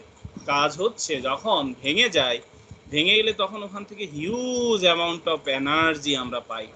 আমরা এটাকে ফুয়েল আকার ইউজ করতে পারি, যেটার এনার্জির সোর্স ইউরেনিয়াম, একটা এনার্জির সোর্স। ইউরেনিয়াম যখন ভেঙে যায়, নিউট্রন দিয়ে আঘাত করলে ভেঙে যায়, তখন ওখান থেকে প্রচুর এনার্জি রিলিজ হয়। এনার্জিটা হিট আকারে রিলিজ হয়, যেটাকে আমরা কাজে লাগিয়ে আমরা ইলেকট্রিসিটি তৈরি করতে পারি। আবার বাজে কাজে মানে বদ কাজে বা অসৎ উদ্দেশ্যে ব্যবহার করলে সেটা দিয়ে আমরা বোম বানাইতে পারি, ডিস্ট্রাকশন করে দিতে পারি। তো এই যে যাই হোক না কেন, কোত্থেকে পাচ্ছি? নিউক্লিয়ারের ভিতরে বা নিউক্লিয়াসের ভিতরে যে এনার্জি থাকে সেই এনার্জি থেকে পাচ্ছি। এনার্জিটা মূলত কিভাবে থাকে, নিউক্লিয়াসের মধ্যে এনার্জি কিভাবে থাকে? একটা জিনিস তোমরা চিন্তা করলেই সেটা মাথায় চলে আসবে। নিউক্লিয়াসের মধ্যে কারা থাকে আগে চিন্তা করো। থাকে কারা? নিউট্রন এবং প্রোটন। প্রোটনগুলো হচ্ছে সবাই পজিটিভ চার্জ। একটা আমরা জানি যে একটা পজিটিভ চার্জ আর একটা পজিটিভ চার্জকে রিপেল করে, বিকর্ষণ করে সরাই দেয়।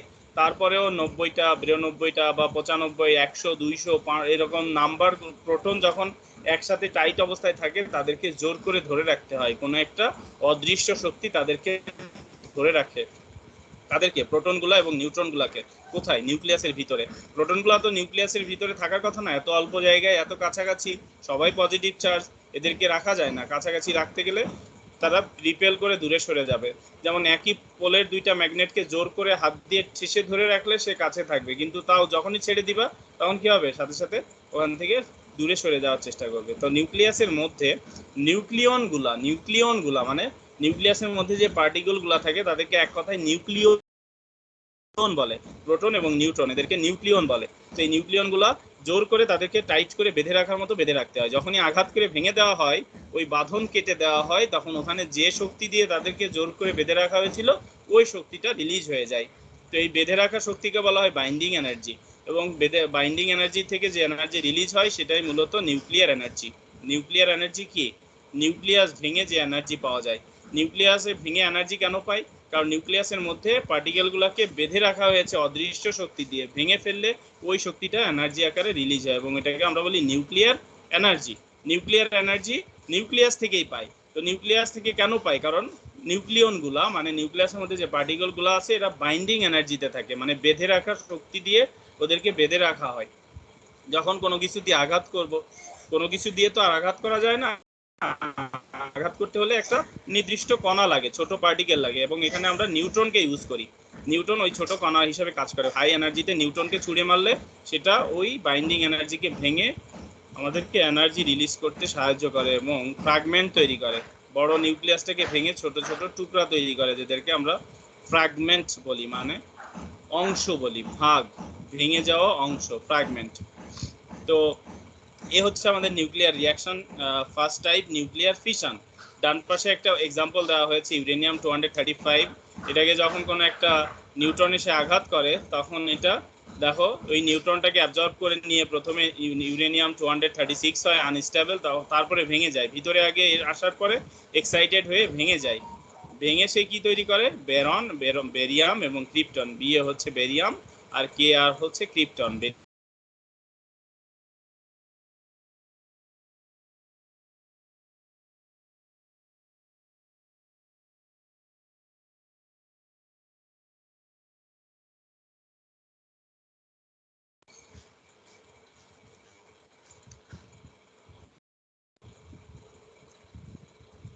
হ্যালো, তোমরা শুনতে পাচ্ছ? একটু রেসপন্স করে জানাও। আচ্ছা, মাঝে আবার একটু প্রবলেম হয়েছিল।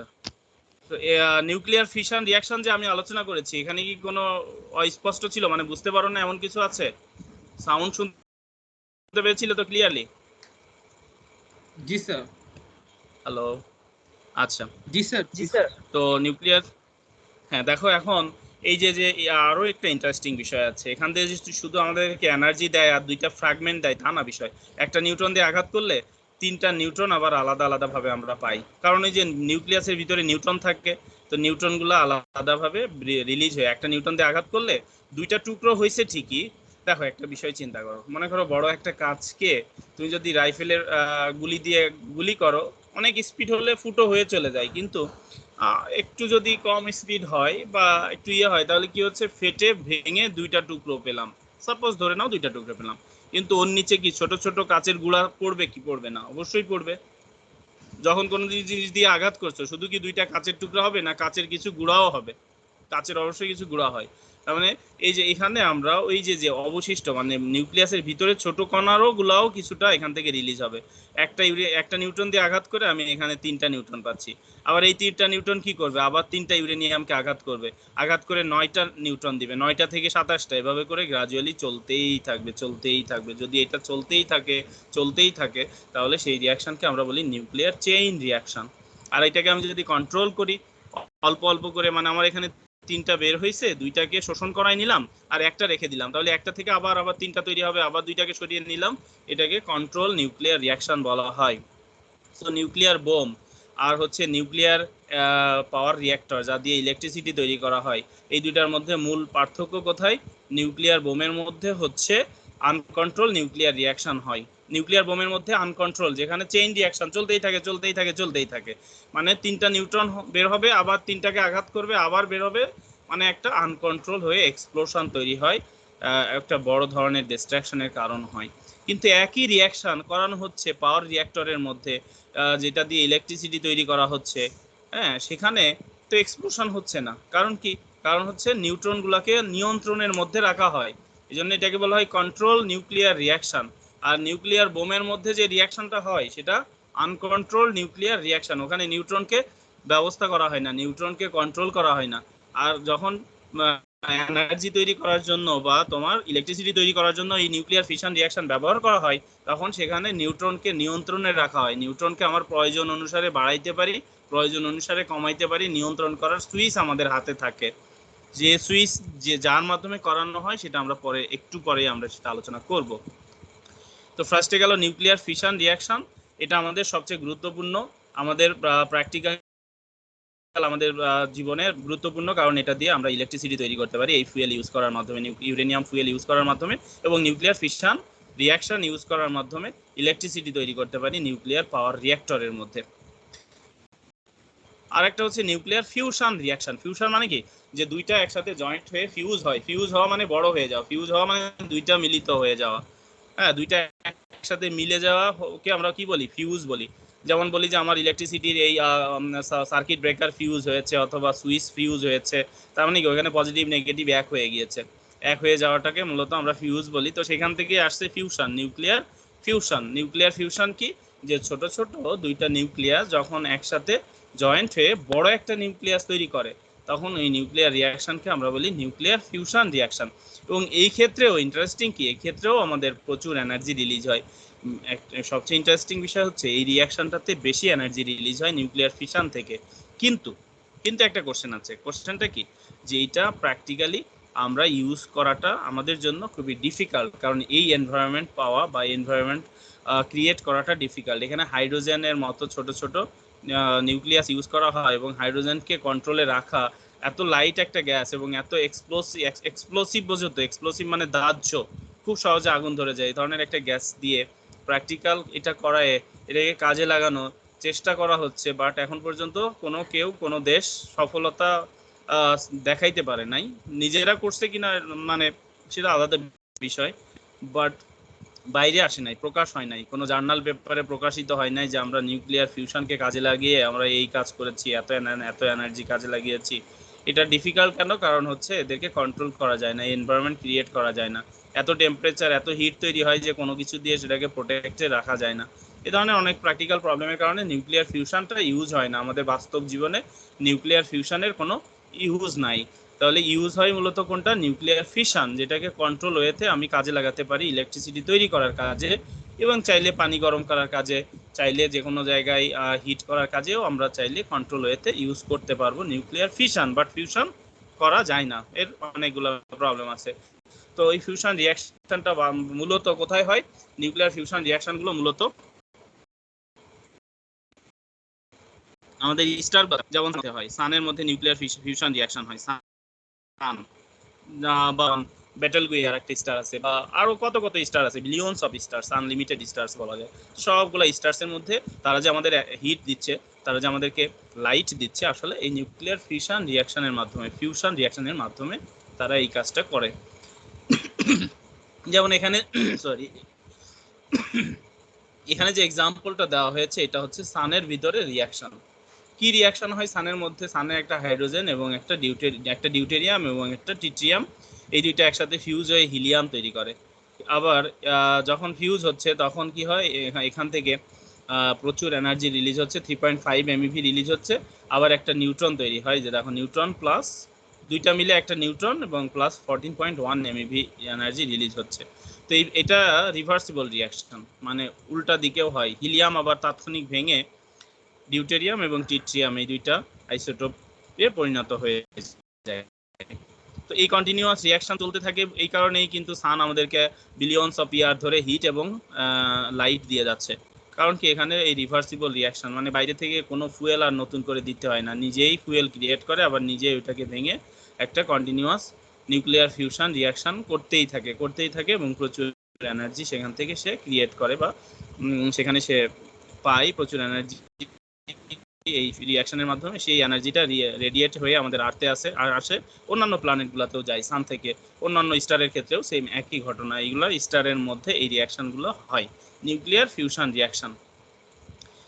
তো নিউক্লিয়ার ফিউশন রিঅ্যাকশনকে আবার একটু সামারি করি যে ছোট ছোট দুইটা নিউক্লিয়াস যখন ফিউজ হয়ে বড় একটা নিউক্লিয়াসে পরিণত হয় এবং এখান থেকে প্রচুর এনার্জি পাওয়া যায়, এনার্জি রিলিজ হয় অ্যাজ এ হিট আকারে, তখন ওই রিঅ্যাকশনটাকে আমরা নিউক্লিয়ার ফিউশন রিঅ্যাকশন হিসেবে আইডেন্টিফাই করতে পারি।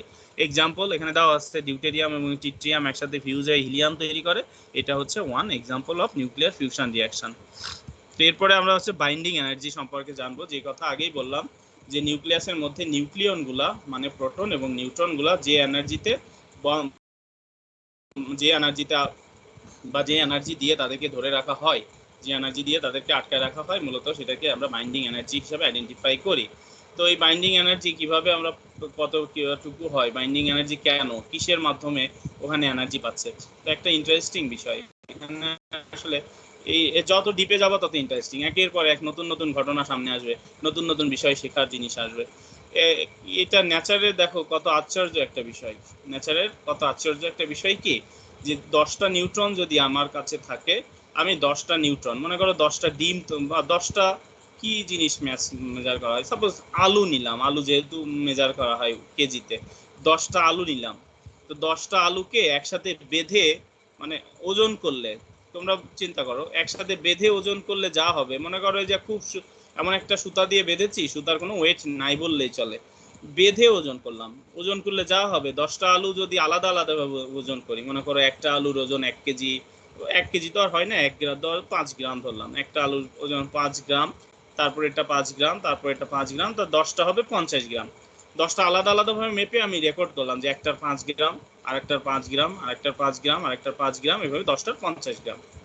এখন আমি ওদেরকে একসাথে বেঁধে নিলাম, ওই যে বললাম এমন একটা সুতা দিয়ে বাঁধছি যার কোনো ভর টর কিছু নাই, বাঁধলে কি হওয়া উচিত, 50 গ্রামই হওয়া উচিত না? তোমাদের কি হয়, কি মনে হয় 50 গ্রাম হওয়া উচিত কি না? সেমই হবে স্যার, সেমই হবে।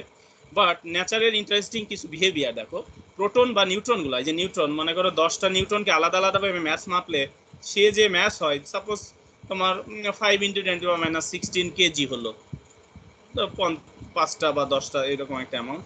এখন আলাদা আলাদাভাবে মেপে আমি যা পাচ্ছি, বাইন্ডিং এনার্জি মানে নিউক্লিয়াসের মধ্যে থাকলে মাপলে দেখা যাচ্ছে তার ভর নাই, কমে গেছে।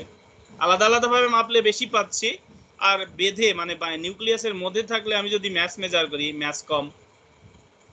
তো এখানেও এক্সপ্লানেশন আছে কেন কমে কোথায় গেল, কমে কোথায় গেল, আইনস্টাইনকে কেন শতবর্ষীয় শ্রেষ্ঠ বিজ্ঞানী বলা হয় কেন, এই সব কারণে কিন্তু ওই যে আইনস্টাইন বলে গিয়েছে যে ম্যাস এনার্জিতে কনভার্ট হয়ে যায়। তো ম্যাসগুলা নিউট্রনগুলা যখন নিউক্লিয়াসের মধ্যে আবদ্ধ অবস্থায় আছে, তাদেরকে কোনো অদৃশ্য শক্তি দিয়ে আটকায় রাখা হয়েছে, বেঁধে রাখা হয়েছে, নাহলে তারা আপনি ওখানে থাকবে না। সেই বেঁধে রাখা শক্তিটা কোত্থেকে আসছে, ওই ম্যাসটা এনার্জিতে কনভার্ট হয়ে গিয়েছে তাদেরকে বেঁধে রাখার জন্য। ওই যে যতটুকু ম্যাস কম আমি আলাদা আলাদাভাবে মাপলে পেতাম 10 কেজি, এখন আমি পাচ্ছি 9.7 কেজি, তার মানে 0.3 কেজি কোথায় গেল, 0.3 কেজি চলে গেছে ওদেরকে বেঁধে রাখার কাজে। ওই বেঁধে রাখার কাজে যতটুকু ম্যাস কনভার্ট হয়ে গেছে অতটুকু ম্যাস কম, এই ম্যাসটুকুকে বলা হয় ম্যাস ডিফেক্ট। নিউক্লিয়ার ফিজিক্সে এটাকে কি বলা হয়, ম্যাস ডিফেক্ট, যে আমি আলাদা আলাদাভাবে মেপে পাচ্ছি এক ম্যাস, আর একসাথে মাপলে পাচ্ছি আলাদা ম্যাস। তো ইন্টারেস্টিং কি হয়েছে, ওই একসাথে রাখার জন্য ওদেরকে ওই ম্যাসটা কমে গিয়েছে, ওই ম্যাসটুকু এনার্জিতে কনভার্ট হয়ে গেছে। তাহলে দেখো এখানেও আইনস্টাইনের ওই ইকুয়েশনটা কিন্তু প্রমাণিত হয়ে গেল যে E = mc², সি এর কত পরিমাণ এনার্জিতে যায়, সি তাকে স্কোয়ার করে গুণ করলে কত কিলো মেগা জুলেও যাবে না, মেগা ইলেকট্রন ভোল্টে চলে, মানে বিশাল অ্যামাউন্টের এনার্জিতে চলে যাবে, বুঝতে পেরেছো? তো এত শক্তি দিয়ে ওদেরকে বেঁধে রাখা হয়। সামান্য একটু ম্যাস দেখো, সামান্য একটু ম্যাস তুমি ক্যালকুলেট করলে 0.000 সামথিং গ্রাম হবে। অতটুকু একটু ম্যাস এনার্জিতে কনভার্ট হলে মেগাজুল এনার্জিতে কনভার্ট হয়ে যাচ্ছে। কি ইন্টারেস্টিং বিষয়, মানে আসলে কি অবাক করার মতো বিষয় যে সামান্য একটু ম্যাস 0.0056 কেজি, অথবা গ্রামে নিলে 0.0054 গ্রাম বা 56 গ্রাম, এতটুকু ম্যাস যেটা চোখেই গণনা করা যাবে না, দেখাই যাবে না, এটা অনুভবই করা যাবে না, এত সামান্য একটু ম্যাস, অতটুকু ম্যাস যদি এনার্জিতে কনভার্ট হয়ে যায়, এনার্জি চলে যায় মেগাজুলে। কারণ কি, ওই যে সি স্কোয়ার দিয়ে গুণ হয়ে যায়, সি লাইটের স্পিড, তাকে স্কোয়ার করো, স্কোয়ার করলে কি হিউজ একটা ভ্যালু হয়, তাকে গুণ করে আমাদের ওই এনার্জিতে কনভার্ট হয়, যা দিয়ে ওদেরকে শক্তিশালীভাবে বেঁধে রাখা হয় যাতে এখান থেকে না যেতে পারে।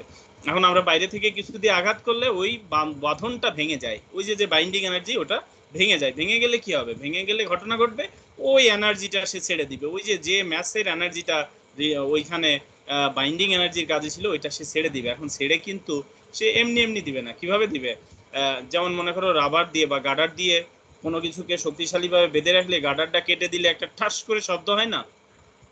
গার্ডারটা কি আপনা আপনি খুলে যায় না একটা একটা আওয়াজ দিয়ে খুলে যায়? অবশ্যই একটা আওয়াজ দেয় বা একটা মনে হয় যেন একটা বড় পরিবর্তন হয়ে গেল। তো এখানে এনার্জিটা যখন বাইন্ডিং এনার্জি ভেঙে যায় তখন ওখানেও একটা বড় পরিবর্তন হয়, একটা এক্সপ্লোশনের মতো হয়ে এনার্জি রিলিজ হয়, অথবা হিট আকারে প্রচুর এনার্জি ওখান থেকে রিলিজ হয়। এই হচ্ছে মূলত আমাদের নিউক্লিয়ার এনার্জির সোর্স।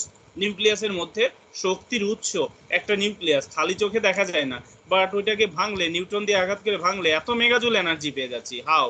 ওই যে ম্যাস কনভার্ট হয়ে যায়, সামান্য একটু ম্যাস কনভার্ট হলে মানে মেগা জুল আমরা এনার্জি পেয়ে যাই। এই হচ্ছে মূলত এই বিষয়টা আমাদের এত গুরুত্বপূর্ণ একটা বিষয় যে আমাদের সারা ওয়ার্ল্ডের সব এনার্জির ক্রাইসিস এই ধরনের ফুয়েলগুলা দিয়ে আমরা সলভ করতে পারি। বাট দেখো মানুষের তো আসলে এই আইনস্টাইনের এই যে চিন্তা ভাবনা E=mc², সে দিয়েছিল ভালোর জন্য, কিন্তু পরবর্তীতে আর এক বিজ্ঞানী, তাদের কিন্তু আসলে বিজ্ঞানী বলা যায় না যারা আসলে খারাপ কাজে লাগায়, তো তারা এইটাকে এক্সপ্লোশনের কাজে লাগাইলো। হ্যাঁ, এক্সপ্লোশনের কাজে লাগায়। তো প্রথম জানো তো তোমরা পারমাণবিক এই যে অ্যাটমের, হ্যাঁ তারাও আসলে কন্ট্রিবিউশন অন্যান্য দিকে আছে, তারাও যে খারাপ উদ্দেশ্যে বের করেছিল তা না, মানে এগুলা ইতিহাস ঘাটলে আসলে অনেক ডিপ ইতিহাস। ওই ইতিহাসের দিকে আমি যাইতে চাচ্ছি না, আমি তোমাদেরকে সায়েন্সের যেসব বিষয় সেগুলো নিয়ে আলোচনা করি। যে এই ভালো কাজের জন্যই কিন্তু আইনস্টাইন ইকুয়েশনটা দিল, এবং সায়েন্টিস্টরা সেই কাজগুলোকে আরো অগ্রগতি করানোর জন্য অ্যাডভান্স ওয়েতে বিভিন্ন ওয়ে তৈরি করলো, বিভিন্ন ইনস্ট্রুমেন্টাল সেটআপ তৈরি করলো যা দিয়ে তারা কাজে লাগাতে পারে। বাট কিছু মানুষ সেটা অসৎ উদ্দেশ্যেও ব্যবহার করেছে, যেমন পৃথিবীতে ব্যবহার হয় নাই তা না, অবশ্যই হয়েছে। নিউক্লিয়ার বোমের ব্যবহার হয়েছে, তোমরা সবাই জানো। তো এইগুলাও কিন্তু এই উৎস, এই যে এই বিজ্ঞান থেকেই আসছে। তো বিজ্ঞানের দুইটা দিকই আছে, ভালো দিকও আছে খারাপ দিকও আছে, সবকিছুরই ভালো দিক আছে খারাপ দিক আছে। তো আমরা ভালোর কাজেই লাগাবো, ভালোর কাজে লাগাইলে আমরা সারা পৃথিবীর সবার এনার্জি ক্রাইসিস গুলো দূর করতে পারি। দেখো আমাদের ডেভেলপ কান্ট্রিগুলোতে 1 সেকেন্ডের জন্য ইলেকট্রিসিটির কোনো ফল ডাউন হয় না, খুব রেয়ার যে 1 সেকেন্ডের জন্য কারেন্ট চলে যাচ্ছে, এরকম বাংলাদেশে হয়। বাংলাদেশে নিউক্লিয়ার এনার্জি পাওয়ার প্ল্যান্ট নাই, যদিও এখন হওয়ার চেষ্টায় আছে, হবে হয়তো বা অদূর ভবিষ্যতে এটা হয়ে যাবে, আশাবাদী আমরা। তো যদি হয় খুব ভালো বিষয়, আনইন্টারাপ্টেড আমাদের ইলেকট্রিসিটি সাপ্লাই দিতে পারবে। যেমন জাপানের কথা চিন্তা করো, জাপানে আমাদের তাদের পাওয়ার রিঅ্যাক্টর গুলো কত সুন্দরভাবে ইলেকট্রিসিটি সাপ্লাই দিয়ে যাচ্ছে, ওর কস্ট অনেক কম। আবার হচ্ছে তোমার হয় হিউজ অ্যামাউন্টের ইলেকট্রিসিটি তাদের ফুল ডিমান্ড ফুলফিল করে ফেলতে পারছে। আমরা ইউএস এর কথা চিন্তা করলে, রাশিয়ার কথা চিন্তা করলে, সবাই কিন্তু পাওয়ার প্ল্যান্ট দিয়ে তাদের ডিমান্ডগুলো ফুলফিল করে ফেলছে। এটা কিন্তু একটা ভালো দিক যে ভালোভাবে ভালো কাজে লাগাচ্ছে আমাদের যে গ্রিন হাউস গ্যাসগুলো তৈরি হচ্ছে কম। এই নিউক্লিয়ার ফুয়েলে কিন্তু গ্রিন হাউস গ্যাস তৈরি করে না, যেটা হচ্ছে তোমার আমরা পেট্রোল মানে হলো ফসিল ফুয়েল পুড়াইলে যা পাই। ফসিল ফুয়েল জানো তো, যে মানুষ অনেক পুরানো বড় বড় প্রাণী পচে, কয়লা পেট্রোল এদেরকে ফসিল ফুয়েল বলে। তো কয়লা পেট্রোল পুড়াইলে আমার এনভায়রনমেন্ট শেষ হয়ে যাচ্ছে, পৃথিবী ড্যামেজ হয়ে যাচ্ছে, সব বরফ গলে গেলে পৃথিবীর কোনো দেশ বসবাস করতে পারবে না, মানুষ বসবাসের উপযোগী হয়ে যাবে। দেখো একসময় ডাইনোসর ছিল, প্রাকৃতিক পরিবর্তনের কারণে কিন্তু তারা শেষ হয়ে গেছে।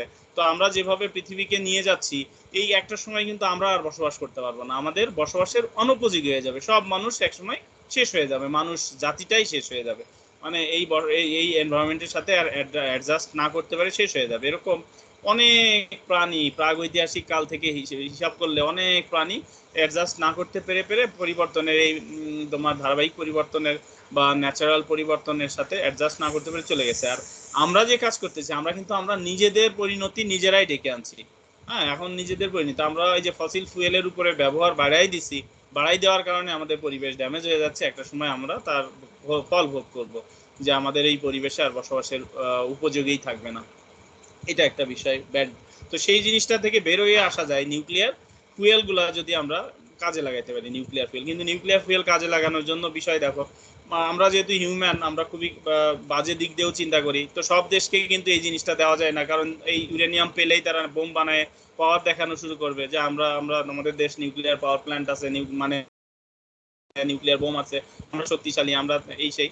তো এইগুলোর কারণে এর ইউজগুলো অনেক রেস্ট্রিক্টেড এবং লিবারেল না। সব দেশ যাদের ক্ষমতা আছে তারা করতে পারতেছে, অনেকে অনেক জায়গায় অনেক ধরনের পলিটিক্যাল ফ্যাক্ট থাকে, তোমার বিশ্ব রাজনীতির বিষয়গুলো অনেকে তোমরা বোঝো, আবার অনেকে বোঝো না। তো এগুলো না বুঝলেও হবে, আমাদের সায়েন্সটা বুঝলেই হবে। অ্যাজ ইঞ্জিনিয়ার তোমরা ভালো করে সায়েন্স টেকনোলজিগুলো বুঝলেই হবে। ওকে, তো আমাদের এইটা হলো নিউক্লিয়ার পাওয়ার রিঅ্যাক্টরের ইতিহাস, যে আমরা কেন রিঅ্যাক্টর করব, রিঅ্যাক্টর কি কাজে লাগে। দেখো একটুখানি কতটুকু ফুয়েল দিয়ে কি পরিমাণ আমরা এনার্জি পাচ্ছি, কতটুকু ফুয়েল দিয়ে। আরো কিছু বিষয় আছে যে এটা একেবারে যে সারা জীবন চলবে, হ্যাঁ আমার যদি পৃথিবী আরো 5 বিলিয়ন বছর টিকে থাকে, সেই 5 বিলিয়ন বছরই আমার এনার্জি সাপ্লাই দিবে, তাও না। ইউরেনিয়াম তো লিমিটেড, আর ইউরেনিয়াম তো আমরা তৈরি করতে পারি না, কোনো একটা এলিমেন্ট আমরা কখনোই তৈরি করতে পারি না। এটা নেচারে সৃষ্টিকর্তা যেভাবে দিয়ে দিয়েছে ঠিক ততটুকু অ্যামাউন্ট, আমরা এটা ইউজ করতে করতে একটা সময় ইউরেনিয়াম শেষ হয়ে গেলে আমাদের আর কিছু করার থাকবে না। ওকে, ইউরেনিয়াম চাইলে আমরা তৈরি করতে পারবো না, কোনো এলিমেন্টই তৈরি করা যায় না। এলিমেন্টগুলো একেবারে ফান্ডামেন্টাল ন্যাচারাল ক্রিয়েশন। হ্যাঁ, এটা আমরা চাইলে কোনো একটা এলিমেন্ট ক্রিয়েট করতে পারি না। একটা সায়েন্টিস্টদের একটা গবেষণা ছিল, প্রায় 150 বছরের গবেষণা। একটা সময় ছিল হচ্ছে তোমার কি বলা হয় যে গোল্ডটাকে খুবই প্রায়োরিটি এখনো দেওয়া হয়, গোল্ডের উপর ডিপেন্ড করে কিন্তু কারেন্সির ভ্যালু নির্ভর করে, এটা তোমরা অনেকে জানতে পারো হয়তো বিষয়গুলো। তো ওই যে গোল্ড যখন অনেক ভ্যালুয়েবল হয়ে গেল, গোল্ডের বিষয়টা, ইউরোপের কিন্তু গোল্ড ছিল না, ইউরোপের হাতে গোল্ডের পরিমাণ কম ছিল। তো কারেন্সির ওইসব বিষয়গুলোতেও তারা একদল সায়েন্টিস্টকে এভাবে নিয়োগ দিল কি করার জন্য, যে গোল্ড তৈরি করার জন্য। কি থেকে গোল্ড তৈরি করবে, সেটা হচ্ছে গোল্ডের আগের এলিমেন্টটার নাম কি বলতো, কারো জানা আছে? ভুলে গেলাম। গোল্ডের ঠিক আগের এলিমেন্ট পিরিয়ডিক টেবিলে কি, অ্যালুমিনিয়াম, গোল্ড না, না এই ধরনের। যাই হোক, যে এলিমেন্টটাই হোক, ওরা চাচ্ছিল যে একটা ইলেকট্রনের ডিফারেন্স। হ্যাঁ, কি বিষয় যে এখানে গোল্ডের সাথে এই যে জিনিসটা এত অ্যাভেলেবেল পাওয়া যাচ্ছে, আর গোল্ড এত অ্যাভেলেবেল আমাদের দেশে নাই, এদের মাত্র একটা ইলেকট্রনের ডিফারেন্স, সব স্ট্রাকচার সেম, সবই জাস্ট একটা ইলেকট্রন চেঞ্জ করে আমরা এই এই এই জিনিসটাকে গোল্ডে কনভার্ট করতে পারি কিনা। প্লাটিনামও তো অনেক এক্সপেন্সিভ, এরকম না, ওইটা আসলে আমার নামটা এক্স্যাক্টলি মনে নাই, তোমরা নেটে সার্চ দিলে হয়তো পাবা। তো ওইটাকে চেঞ্জ করার জন্য অনেক বছরের গবেষণা চালাইছে তারা, কিন্তু বাট বাস্তবে সেই জিনিসটা সফল হয় না। এই জন্য এটা বলার উদ্দেশ্যই যে আসলে কোনো এলিমেন্ট আমরা চাইলেও তৈরি করতে পারবো না। আমরা যদি চাইলে, হ্যাঁ ইউরেনিয়াম আমরা নিজেদের মতো করে মাটি দিয়ে কিছু একটা চেঞ্জ করে বানাই নিলাম, কেজি বানাই নিলাম, টন বানাই নিলাম, তা কিন্তু আমরা চাইলেও পারবো না। আমরা চাইলে এক কণা অক্সিজেনও তৈরি করতে পারবো না, আমরা চাইলে এক কণা অক্সিজেন তৈরি করতে পারবো পানি টানি থেকে, যেহেতু সোর্স আছে, পানি থেকে অক্সিজেন স্প্লিট করা যাবে, অন্যান্য জায়গা থেকে স্প্লিট করা যাবে, সেটা আলাদা ম্যাটার। বাট এলিমেন্ট আমরা তৈরি করতে পারবো না, একটা ফান্ডামেন্টাল এলিমেন্ট যে আমরা তৈরি করব এরকম কিন্তু পারবো না। এই হচ্ছে অনেক বিষয়, যে মাইনে যতটুকু আছে ইউরেনিয়াম শেষ হয়ে গেলে শেষ, এটাও একটা লিমিটেশন আছে। তো পাওয়ার রিঅ্যাক্টরও সেটাও যে একেবারে ফুল স্যাটিসফ্যাকশন মানুষকে দিতে পারবে তাও না, এদের অনেক ড্রব্যাকস আছে, এদেরও ড্রব্যাকস আছে। সেফটি প্রিকশন বলো। স্যার মিথোলজিতে স্যার একটা কথা ছিল স্যার, সেটা হচ্ছে যে এক ধরনের পাউডার থেকে স্যার গোল্ডের ক্রিয়েশন, ওই টাইপের কিছু কি বলতেছিলেন স্যার? ওরকমই একটা বিষয়, যে ওরকম চেষ্টা ছিল আর কি একসময় একদল সায়েন্টিস্টদের, পরবর্তীতে ওটা নিয়ে একটু ডিটেলস তোমাদেরও পড়তে হবে। আমি ডিটেলস আসলে পড়ি নাই, বাট হালকা কিছুটা পড়েছিলাম অনেক আগে, তার উপরে আমি একটা জাস্ট নামানি বললাম যে একটা মানে এলিমেন্ট থেকে আর একটা এলিমেন্ট কনভার্সনের একটা ট্রাই চলেছে অনেক বছর, দীর্ঘ বছর, সেটা হচ্ছে গোল্ডেরই কনভার্সন। ওকে স্যার আমিও একটু পড়ছিলাম স্যার, এই জন্য জিজ্ঞাসা করলাম। হ্যাঁ হ্যাঁ সেটাই। তো এখানে যে জিনিসটা বলতে চাচ্ছি যে দেখো, নিউক্লিয়ার পাওয়ার রিঅ্যাক্টর হইলেই যে আমাদের সব স্যাটিসফ্যাকশন হয়ে যাবে বিষয়টা তাও না, এরও অনেক ড্রব্যাকস আছে, ড্রব্যাকসগুলো জানতে হবে। যেমন সবচেয়ে বড় ড্রব্যাকস হচ্ছে সেফটি প্রিকশন, যে সাবধানতা অবলম্বন, যদি এক্সপ্লোশন হয়ে যায় তাহলে খুব বড় রকম ক্ষতি হয়ে যাবে, সেই বিষয়গুলো নিয়ে সাবধান থাকতে হবে। তো nuclear power reactor chain reaction তো বললাম, যেভাবে কন্ট্রোল করা হয় মূলত, যেটা হচ্ছে দুইটা জিনিস ইউজ করা হয়, একটা হচ্ছে কন্ট্রোল রড, কন্ট্রোল রডটা হচ্ছে ক্যাডমিয়াম দিয়ে তৈরি করা হয়, ক্যাডমিয়ামের কন্ট্রোল রড ইউজ করে। ক্যাডমিয়ামের কাজ হচ্ছে নিউট্রনগুলোকে শোষণ করে নেওয়া, অ্যাবজর্ব করে নেওয়া। তো নিউট্রনগুলো অ্যাবজর্ব করার মাধ্যমে ওই যে নিউক্লিয়ার রিঅ্যাকশনকে কন্ট্রোলে রাখে। নিউট্রনের সংখ্যা কন্ট্রোলে থাকা মানে নিউক্লিয়ার রিঅ্যাকশন কন্ট্রোলে রাখে। তো যে এই কাজটা করে তাকে বলা হয় কন্ট্রোল রড। কন্ট্রোল রড কি দিয়ে তৈরি করা হয়? ক্যাডমিয়াম দিয়ে তৈরি হয়। সিডি, ক্যাডমিয়াম একটা এলিমেন্ট, ক্যাডমিয়ামের মাধ্যমে কন্ট্রোল রড তৈরি করা হয়। আর একটা থাকে হচ্ছে মডারেটর, যেটা নিউক্লিয়ার রিঅ্যাকশনে কাজে লাগে। যে নিউট্রনগুলো বের হয়, নিউট্রনগুলো অনেক দ্রুত গতি সম্পন্ন হয়, ফার্স্ট মুভিং নিউট্রন হয়। আর খুব দ্রুত গতি সম্পন্ন নিউট্রনগুলো নিউক্লিয়াস দ্বারা অ্যাবজর্ব হয় না, সহজে শোষণ হয় না। এই কারণে ওই নিউট্রনগুলোকে স্লো ডাউন করে দিতে হয়, একটু হালকা এনার্জি কমাই দিতে হয়, গতিশক্তি কিছুটা কমাই দিতে হয়। কমাই দিলে দেন সেটা নিউক্লিয়াস দ্বারা অ্যাবজর্ব হয় এবং নিউক্লিয়ার রিঅ্যাকশন করাইতে পারে। আর যা দিয়ে নিউট্রনগুলোর গতি কমিয়ে দেওয়া হয় তাকে আমরা বলি, তাকে কি বলা হচ্ছে মূলত? তাকে বলা হয় মডারেটর। মডারেট করে দেয়, গতিকেও একটু চেঞ্জ করে দেয়, পরিবর্তন কমিয়ে দেয়। কি কি দিয়ে বানানো যায়? যেমন পানি দিয়ে বানানো যায়, ডিউটেরিয়ামের পানি দিয়ে বানানো যায়, যেটাকে আমরা হ্যাভি ওয়াটার বলি, গ্রাফাইট দিয়ে বানানো যায়, বেরিলিয়াম দিয়ে বানানো যায়। ওকে, এই কয়টা জিনিস দিয়ে আমরা মডারেটর তৈরি করতে পারি। তো মডারেটর এবং কন্ট্রোল রড এই দুইটা ফাংশন আমি ভাইভাতে ওয়াচ করতে পারি এবং রিলেটেড কোশ্চেনও দিতে পারি। যে মডারেটরের কাজ কি? মডারেটরের কাজ হচ্ছে নিউট্রনকে স্লো ডাউন করে দেয়। কেন নিউট্রনকে স্লো ডাউন করাইতে হবে? যাতে করে নিউট্রনগুলো নিউক্লিয়াস দ্বারা অ্যাবজর্ব হয় এবং নিউক্লিয়ার রিঅ্যাকশন সুন্দর মতো চলতে পারে। আর কন্ট্রোল রডের কাজ কি? কন্ট্রোল রডের কাজ হচ্ছে নিউট্রনকে অ্যাবজর্ব করার মাধ্যমে নিউট্রনের সংখ্যা নিয়ন্ত্রণ করে এবং নিউক্লিয়ার রিঅ্যাকশনকে কন্ট্রোলে রাখে। এটা হচ্ছে আমাদের কন্ট্রোল রডের কাজ। এই দুইটা জিনিস নিউক্লিয়ার পাওয়ার রিঅ্যাক্টরের গুরুত্বপূর্ণ। তো আমরা আসলে এটা রিঅ্যাক্টরের ডিটেলস পার্টটা না, জাস্ট বেসিক ফান্ডামেন্টাল জিনিসগুলো মূলত এই কোর্সে আছে, আমরা এটাই জানলাম। এবং তোমাদের কোনো কোশ্চেন থাকলে আস্ক করতে পারো, কারো কোনো ডাউট বা কোনো কোশ্চেন থাকলে আস্ক করতে পারো। এতটুকু হচ্ছে মূলত তাহলে আমাদের। কি sir particle in a box থেকে স্যার নিউক্লিয়ার রিঅ্যাকশন পর্যন্ত স্যার সিলেবাস হলো সেকেন্ড কুইজে, তাই না স্যার? রাইট, এক্স্যাক্টলি তাই। পার্টিকেল ইন এ বক্স থেকে নিউক্লিয়ার রিঅ্যাকশন পর্যন্ত তোমাদের সেকেন্ড কুইজের সিলেবাস। তো এই এতটা এই সেকেন্ড কুইজের সিলেবাস এবং ফার্স্ট কুইজ নিয়ে আলোচনা এবং ওভারঅল রিভিউ হবে আমাদের আগামী ক্লাসে, মানে ওয়েডনেসডের ক্লাসে। আজকে আমরা আমাদের সিলেবাসটা কমপ্লিট করে ফেললাম। ক্লিয়ার? কারো কোনো আর কোনো কনফিউশন বা ডাউট থাকলে আজ করতে পারো।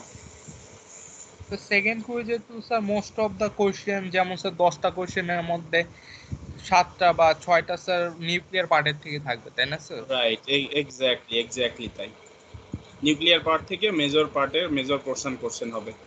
আর পার্টিকেল ইন এ বক্স থেকে কোশ্চেন থাকবে, পার্টিকেল ইন এ বক্স থেকে 2টা বা 3টা থাকবে, বা 70% অথবা 60% কোশ্চেন থাকবে নিউক্লিয়ারের পার্ট থেকে। ক্লিয়ার? আর কোনো ডাউট? নো স্যার, আমার এগুলা নিয়ে আমরা রিভিউ ক্লাসটা তোমাদের আজকে আমি পড়ার সুযোগ দিব। আজকে পড়বা, কালকে পড়বা, কুইজ 2 এর পড়াশোনা 2 দিন করবা। এর রিভিউ ক্লাসটা হবে আগামী ওয়েডনেসডেতে। যত ধরনের ডাউট থাকবে, যত ধরনের কোশ্চেন থাকবে, ওয়েডনেসডে আমি পার্ট বাই পার্ট রিভিউ করব। প্রথম রিভিউ করব হচ্ছে কুইজ 2 এর, তারপরে রিভিউ করব হচ্ছে কুইজ 1 এর, তারপরে রিভিউ করব হচ্ছে ফুল সিলেবাসের। ওকে, এই হচ্ছে তোমাদের আগামী ক্লাসে আমাদের কাজ, আমাদের শিডিউল করা। রিভিউ করব মূলত কি কি পড়ানো হয়েছে জিনিসগুলো, আবার তোমাদেরকে বলবো যে এই সিকোয়েন্স বলবো, যাতে করে তোমরা সিলেবাসটা ক্লিয়ার বুঝতে পারো, বা যাদের যে কোনো জায়গায় যদি কোনো ডাউট থাকে সেই বিষয়গুলো আমাকে বলতে পারো। আমি তোমাদের ওইটা আবার বলে ক্লিয়ার করার চেষ্টা করব। ওকে, বুঝতে পেরেছো সবাই? জি স্যার। জি স্যার। আচ্ছা, তাহলে এখন তোমাদের অ্যাটেন্ডেন্সটা নিয়ে নিব।